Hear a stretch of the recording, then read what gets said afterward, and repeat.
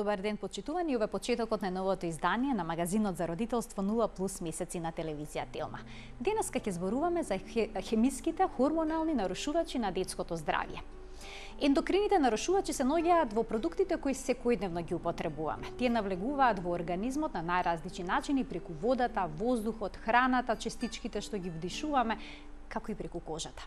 На оваа тема денеска ќе зборуваме со доктор Александар Митов, магистар по јавно здравје од Центарот за интегративна и лајфстайл медицина. Добре ни дојдовте. Добро ве најдов, ви благодарам за поканата. Оваа тема која што не многу често се отвара кај нас, а е исклучително важна кога станува збор за детското здравје.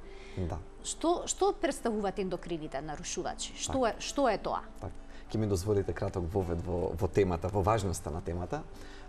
Се разбира, ние нели дебатираме многу пати на телевизија, на радија, по портали, се слушаат многу теми поврзани со здравјето. Ова е една од темите, нарушувачите на хормоните, на која што треба да се даде посебно внимание. Не е само уште една тема, нели, колку да имаме за што да разговараме, туку е баш кога во медицинските учебници на нешто сака да се даде акцент, се пишува на латински нота бене. Внимателно запазете што следува. И тоа е таква тема. Темата за нарушувачите на хормоните е тема на која што треба посебно да се даде внимание. Тоа, впрочем, во западните земји е така. Ова е тема која што без малку 3 децении е во центарот на дискусиите. Има законски решенија, има забрани, дебати за производи, означување на производи, нели, БПА фри има или нема бисфенол А.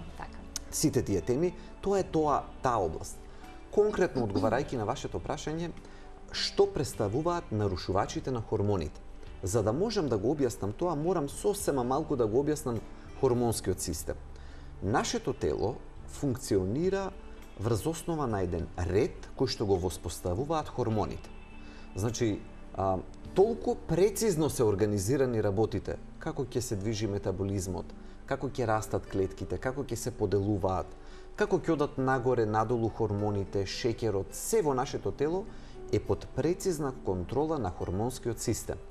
Хормонскиот систем го има тој капацитет во изворедно мали дози, во многу мали дози, да се предизвикува сериозен ефект во нашето тело. И така телото, или мозокот, ако сакаме да го централизираме хормонскиот систем, од една почетна точка праќа сигнали како да се контролира цело тело. Затоа и тука доаѓа важноста на темата. Сосема мали субстанции, ниски дози на овие нарушувачи, тоа се, одговарајќи директно на вашето прашање со една реченица, тоа се хемиски субстанции кои што од надвор влегле внатре во нашето тело и се однесуваат како хормони. И сваќаме, бидејќи тоа е толку мала количина, зошто предизвикуваат сериозни нарушувања во нашето тело. Имено, самата мерка, како ги мериме, нивното присуство како го мериме, ќе каже многу. PPT е на англиски се вели, значи, или parts per trillion, делчиња на трилион. Така. Значи, мални дози. Многу мали дози се тоа, значи не зборуваме за милилитри, за милиграми. Значи тоа се дози делчиња на трилиони. Значи неколку такви молекули присутни околу одредени клетки, особено во периодот на ембрионалниот период, во феталниот период, значи во периодот на кога се развива нашето тело, имаат извонредно силни ефекти. Сега пак кои се ефектите можеме во воведот за самите овие субстанции? Нарушувачите на хормоните или ендокрини дисруптори на англиски како што ги нарекуваат, кога ќе влезат во нашето тело, даваат низа на нарушувања и тие веќе се повеќе и повеќе се истражуваат. Ако почнеме од почетокот на животниот век, конгениталните нарушувања, значи така наречените вродени нарушувања, во голем дел се смета дека се поврзани со присуство на нарушувачи на хормони во периодот на бременост. Така, значи може да навлезат преку плацентата од телото на мајката? Слободно, тие ја минуваат плацентата. Нероденото бебе, така. Да, и тие ја минуваат, тоа е големиот проблем кај нив, бидејќи тие имаат капацитет да поминуваат низ сите мембрани во нашето тело и заради тоа да направат контаминација во извонредно рани периоди. Оти тогаш, видите, кога станува збор за една клетка, па 2 клетки, па 4, па 8, раните периоди на развојот, кога уште 99% не се ни свесни жените дека се бремени, присуството на тие материи може да даде сериозни нарушувања. Еве едната група ја кажавме, конгениталните нарушувања.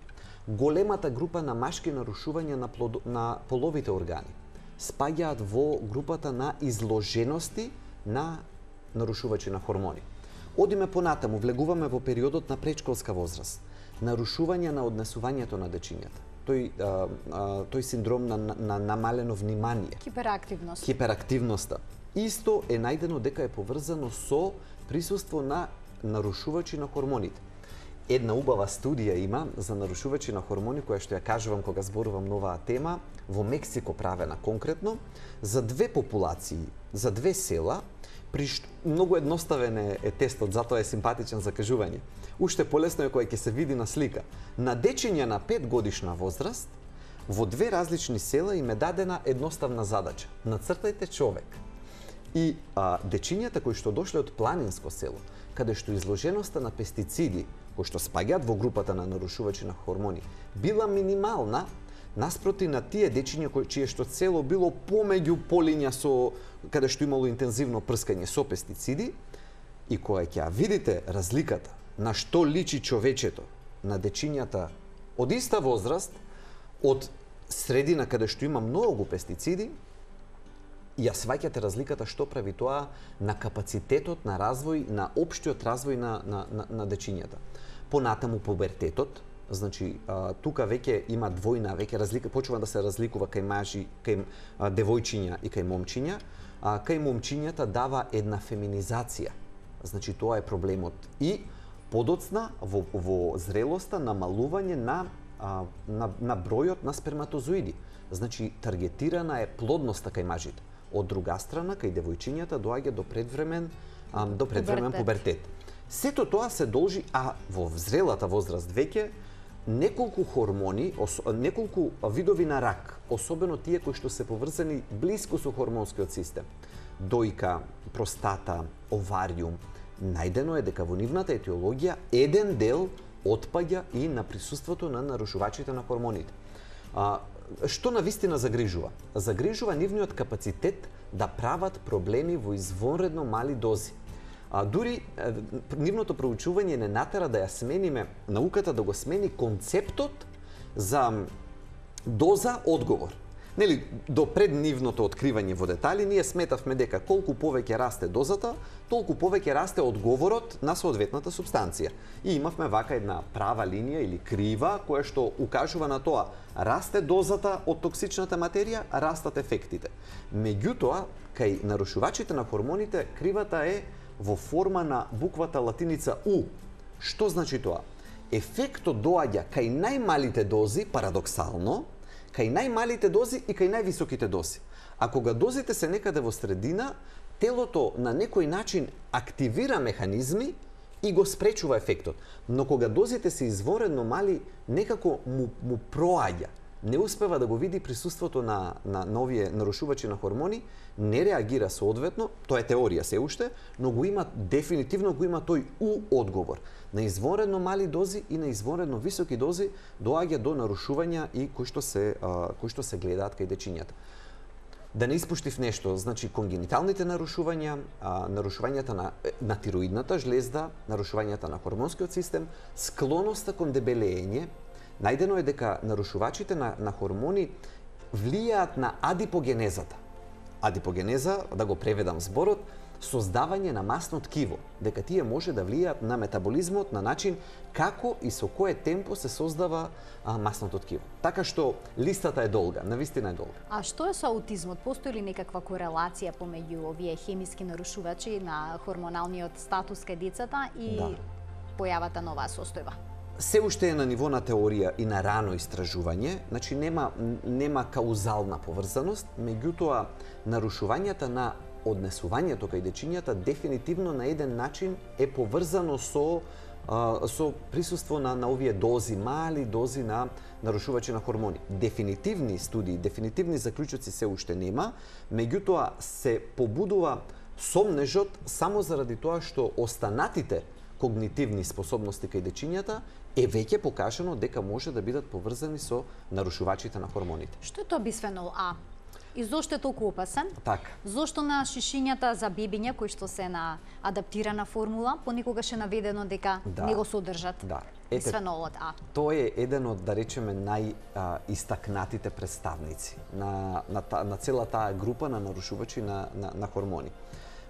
Само пред да преминам кратко на него, уште едно нешто би сакал како објаснување на капацитетот на интергенерациско делување на нарушувачите на хормоните. Многу важно е ова да го кажам.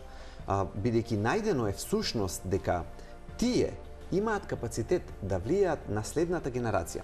Како тоа е откриено? Во периодот помеѓу 40-тите и 70-тите години од минатиот век, даван е еден лек, кратеницата е ДЕС, лек кој што е даван на бремени жени со цел да ја намали веројатноста за абортус. Меѓутоа, најдено е дека кај ќерките на тие жени кои што биле третирани со оваа субстанција, се појавува еден редок вид на рак.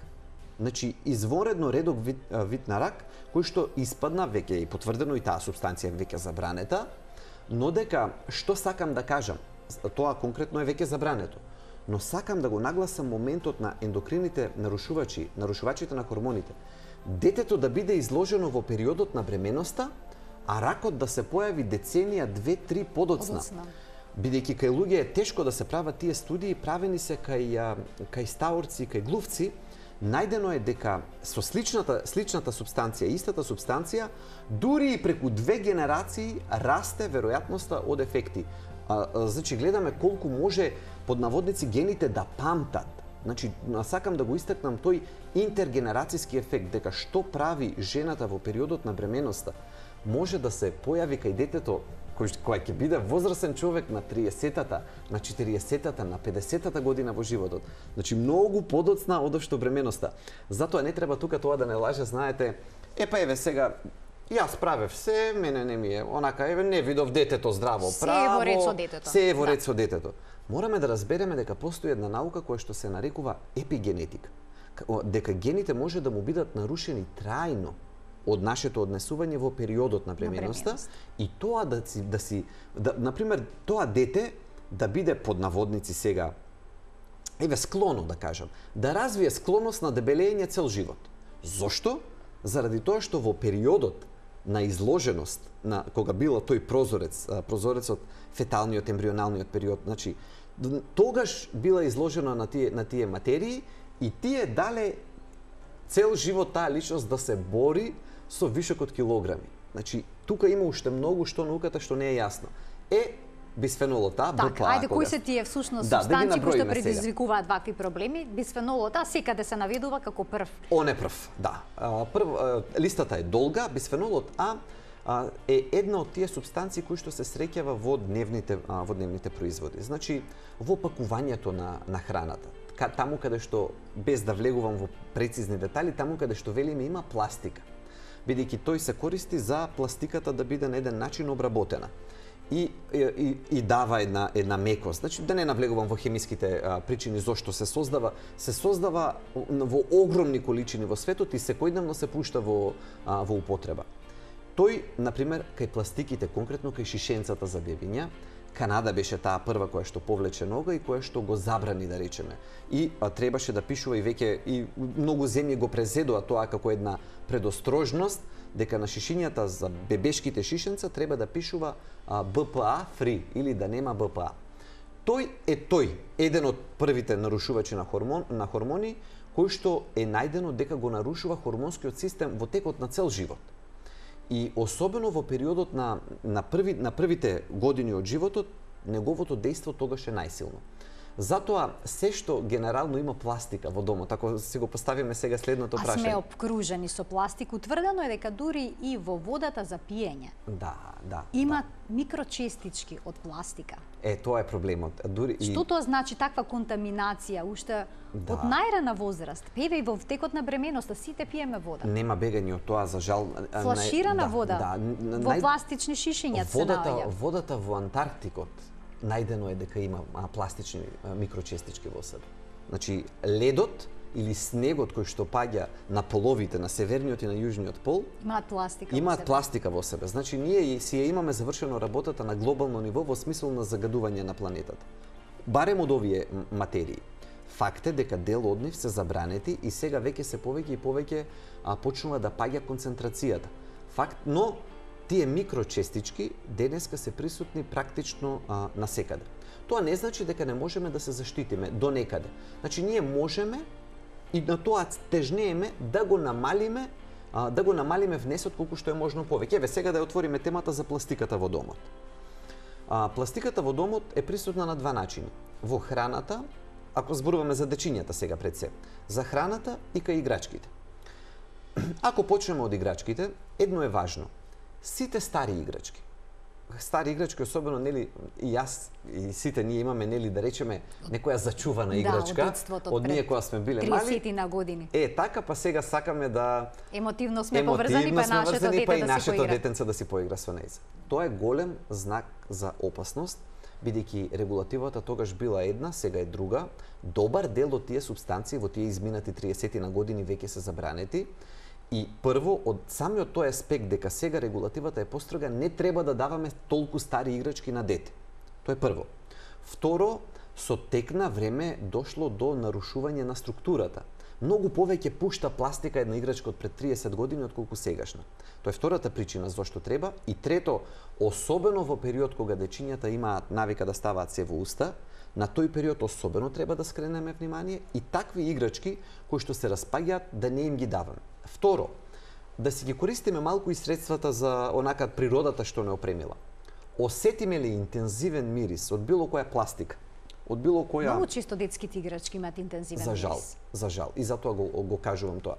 Мирисот, ние биолошки сме подготвени, мирисот, нашето тело така го направило тоа, природата да речеме го направило тоа.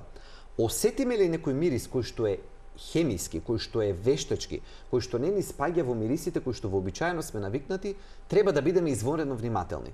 Бидејќи тоа е начин на нашето тело да не предупреди дека нешто овде не е во ред. Нели, например, еве за бензинот конкретно, ако збориме, некои луѓе велат дека им се допаѓа мирисот. Не навлегувам во тоа.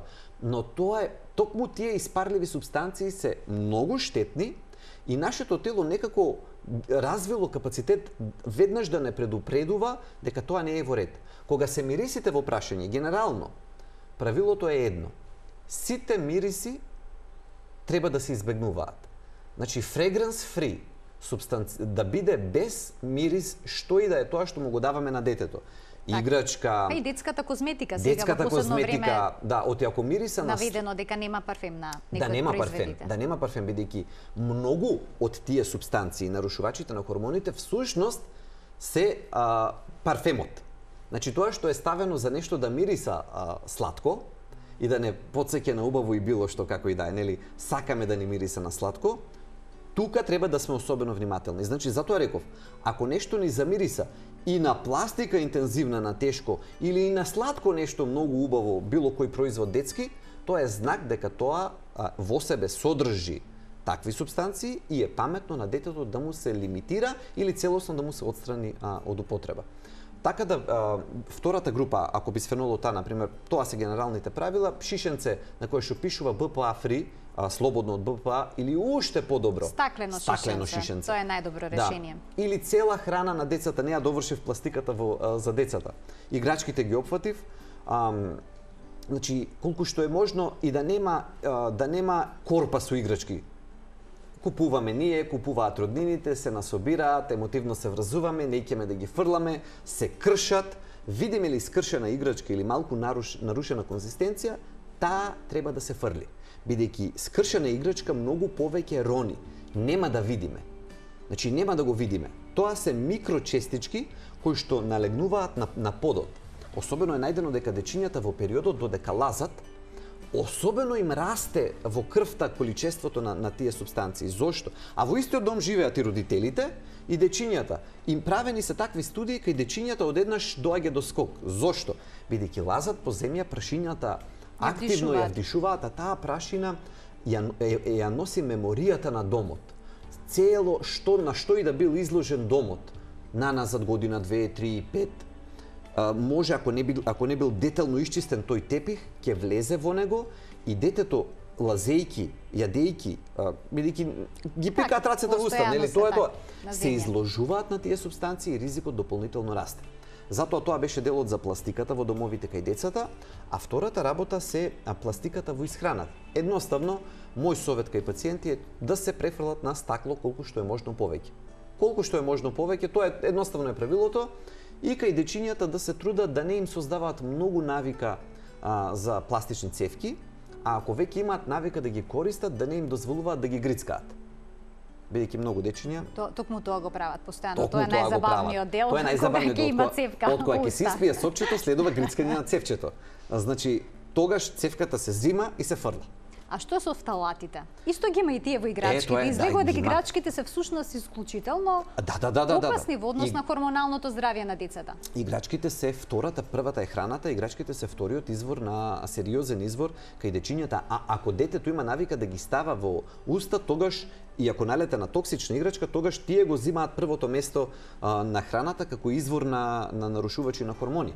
Фталатите се втората голема опасна група. Значи првата група е БПА, како што ја кажавме. Фталатите се можеби и посериозна група, бидејќи тие се покажани како попотентни, помоќни во нарушувањето на хормоните. Особено го задираат машкиот хормонален систем. Само еднаш сме го спомнале тоа. Ќе го кажам, па ќе се вратам на нив, ама за нив се однесува темата. Проблемот на машката неплодност, кој што зима страшен замав. Ние не сме свесни, бидејќи тоа не се шири како епидемија, па луѓето да кашлат, да киваат. Тоа е еден од тивките проблеми кои што вообичаено оди под тепих. Меѓутоа и во Франција, например, ја кажувам студијата во Франција, активно го испитуваат тоа. Во рокот 30 години, во рокот 16 години, Франција најде дека е дојдено за 32% пат на квалитетот на спермата кај мажите. И тоа е рамно на катастрофа. Значи, ако за 16 години за 30%, 32% паднал квалитетот на спермата кај мажите, тоа значи дека просечно 2% од концентрацијата на сперматозоидите се губи на годишно ниво. А тоа е загрижувачко темпо, тоа е страшен процент. И тоа, видете, не е можно да се објасни со генетски промени. Оти ние не можеме да се смениме генетски во толку краток период. Тоа се должи исклучиво на нешто што го правиме однадвор од нашата средина. Значи, ние или е храната, или се овие субстанции. И фталатите, кои што се многу осомничени во таа изложеност. Конзервите се првото место за извор на фталати и треба многу да се пази кај нив. Зошто? Заради тоа што ако отворите конзерва и внатре нели има течност, ама гледате дека не е рагјосана и се поставува прашањето како водава што е внатре не го рагјосала металот. А прашањето е, одговорот е тоа, бидејќи има еден тенок пластифициран слој, има пластика која што е поставена од сите страни, тоа се фталатите, тоа е проблемот. Значи, од индустријска гледна точка, нас има своја практична употреба, но практичната употреба која ќе дојде кај нашето тело прави огромен проблем. И затоа намалувањето на тој извор, главно избегнување на конзерви. Што морам да нагласам? Периодот на бременоста е периодот на осетливост. Значи, ако зборуваме веќе за бременост, има низа на работи на кои што треба да се внимава, конзервите се тие работи. Видете, тоа е тој краток прозорец, тоа е тој краток период кога ако мајката биде изложена на такви субстанции, може да даде ефекти значително подоцна. И заради тоа и фталатите кога се во прашање, или мајката конкретно, па консумирањето на риба. Многу теми има. Така, има уште многу што да опфатиме. Мене ми дадо знак дека имаме само уште една минута и не знам на што попрво да се задржиме. Еве за рибата, ако довршам, бидејќи сепак за рибата и со тоа да заокружиме. И со тоа да заокружиме. Сепак е емисијата нели за периодот на 0N+, но и бременоста ја опфаќаме ве следат дефинитивно и во периодот на бременоста. Зошто Соединетите Американски држави издаваат толку многу предупредувања, малтене забрани на бремени жени да не консумираат загадена морска риба во периодот на бременост, и дури ако отидете на нивните официјални страни, на нивните официјални институции, ќе видите од која риба колку пати во неделно може да се јаде. Да го одговорам прашањето за да не ги држам во неизвестност. Скушата спаѓа меѓу најздравите видови на риба од две причини. Има високи нивоа на омега 3 и нема доволно жива. за да биде ризик. Така што има и некоја се наоѓа и нешто здраво. Сакам да кажам, не е ова причина за страв, ова е причина за едукација и овие работи може да се избегнуваат.